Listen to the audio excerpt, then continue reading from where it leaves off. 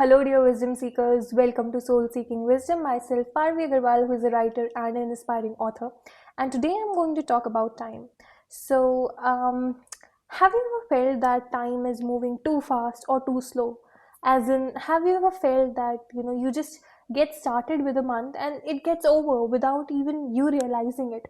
Or have you ever felt that it has just been a week and it seems to be an entire year?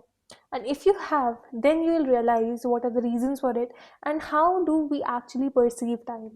So, there are two ways via which we can be in time and space. Firstly, when our mind is in the past. Secondly, when our mind is in the future. Rarely I find people who are actually in their present moment. And I know it is a very cliche thought that be in the present moment and stuff like that. But understanding the deeper layer of it, the deeper reason of it becomes very important when it comes to a spiritual journey and healing yourself through this. So the people who generally stay in their past, they feel like every day is just the same thoughts keep clogging their mind and they're not able to move forward practically, or I should say metaphorically. So they are going forward in the actual time space, but their mind is not perceiving that motion because they are just stuck in those past thoughts or past events. Now saying that you should not think about past or just stay in the present moment is actually not going to work out, because when past influences you, it influences you for a reason. There is a reason due to which you remember what you remember from your past. So now past is a complete huge topic. Things about how memory impacts us and what things do we remember, what we don't. So generally we do not remember normal healthy experiences. We only remember those past experiences that have an impact on us, and understanding those experiences, dissecting those experiences to understand your present state and healing those past experiences helps you move ahead with your healing and change your present structure of understanding or thinking or behaving or feeling even. So that's about past. Now some people stay in the future. So by future I mean having like if a person has ambitions or goals, so that person constantly thinks that if I achieve this I'm going to get happy, if I get this I'll be very excited, if I go there I'd feel very good, things like that. So there are people who plan the future, who are very excited about the future, or are can be even depressed about the future. Anything could be the case. So people who are in the future, their lives generally tend to look, or they perceive their lives to be moving too fast. Why so? Because when I'm in the future, I am always living ahead of time. I hope it makes sense. I'm always living ahead of time, and my present timeline, which is like, so for instance, I have I've been thinking about tomorrow. So when tomorrow will come, I'll have no memory of today because I was thinking about tomorrow only. So that time lapse between it, you're not going to realize it. You're going to feel that it went all too fast. So why this thought of this entire video came to my mind was that my semester got over just today, and I felt as if I could not realize when this semester passed. So I was thinking deeply about it, and then I realized that in my entire semester, I've been wondering if this particular mid semesters get over, then I'll be happy. End sems get over, I'll be happy. Or this competition gets over, I'll be happy. Stuff like that. But I was not actually being there present at the moment when I was doing every single thing. So even today I can think this way ki, if the next month just passes by, I'll be happy, or if I'm able to do something productive in the next month, I'll be happy, stuff like that. So if I continue this thought process, then I will obviously perceive that time again moved very fast. But the reality is that being stuck in the past or being stuck in the future are a way via which we are bringing misery to ourselves selves in a different way altogether. Now, being in the future can help sometimes, but it can only help when you're taking out some time from your ordinary day to think about the future. For example, while planning your life, while crafting goals, or while crafting what you're going to do.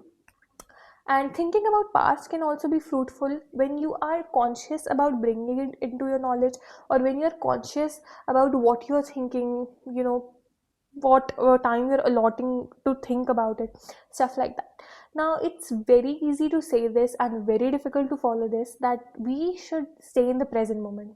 So I want you to feel this right now. You're here right now. You're breathing. You're present. This is the present moment. Not a second before, not a second after. This is the present moment. We always live in the present. The thoughts that you're having, they are also coming to you in the present moment. May they be, past thoughts or future thoughts, they are thoughts of your present moment. So, acknowledging the present moment, shifting your focus to the present moment, all these things, little things, become very important to heighten your awareness about yourself, and also realize that past and future are some components that are there to help me grow, learn, and evolve. My state of being is this present moment. So when you realize this, you realize the state of being, and the state of being in the present moment is very close to the state of meditation. So now there are various tips and techniques that you can follow to actually stay in the present moment. Firstly, it is meditation. Of course, I'm going to advocate meditation forever because I understand how beneficial meditation is. How beneficial it is to understand your own self, your thoughts, your way you behave, the way you react. Why do you react that way? How to heal yourself. Everything comes to you once you start meditating. So first is meditation. Secondly, what you can do is that you can observe yourself by having these little check-ins after a certain time gaps. For example, after every meal you take, you can make it a habit that you're going to check in, that what am I thinking right now. So making it a habit becomes very important, because generally we tend to forget things. You might forget journaling, you might forget meditating, but I won't. Why? Because I have made it a habit that every single morning after waking up, after doing my stuff, I'm going to meditate for half an hour. That is dedicated. Now it has become my habit, so I cannot proceed with my day without doing it. It's actually exactly like brushing your teeth. You cannot proceed with your day without doing it. It has become that essential. So when you craft this as a habit, this checking in, that what am I thinking, so you can craft it at any time. Like after every meal, when you're washing your hands, you're going to look at yourself in the mirror and think, what am I thinking right now? And then observe, is this the past that you're thinking about? Is this the future that you're thinking about? And what exactly are you thinking about? So I would highly recommend you to take some notes app, because obviously nobody is going to carry a notebook on my suggestion. So write it in your notes. Like I have a notes app on my phone, so I just keep writing random stuff throughout the day, and at night, as I basically go to sleep, I try to think about these things, that okay, why was I thinking like that? What is the thought process behind it? Is there something that I'm required to heal or I'm required to work on? And then the next morning when I meditate, before it, I am actually working on those things. So that is how you gradually and slowly develop. So I started with time, and then I came to healing. I don't know. So that's what happens with my videos. So do not go on the titles. Then another thing I would highly recommend you, I recently wrote a free book guide, sorry. So it's a free guide, just 7 or 8 pages. Even if you're not a reader, you can read it. It's actually very beneficial. Trust me, it is. So, and then it's free, so you can just click on the link that I'm going to share in the comment section, and you can read it. Also, I will highly suggest that in order to gain this book spiritually, so by spiritually I mean that energetically, you need to be willing to give something. And for giving, I'm just asking you to subscribe to my website. I know it's a bit selfish of me, but I'm doing it because you receive when you are ready to give. So that's just the energetic play, and if you know the concept of karma, then you'll understand it. So that's the only reason I have added this element into it. Otherwise you can access it freely. And this guide, sorry, I keep saying book, I'm just in love with books. So this guide is going to help you to start that base of spirituality. Even if you have never thought about spirituality, or never stepped into this realm, or you have, but you have got no clue that how to actually arrange your life, then start with this particular thing. It's definitely going to help you.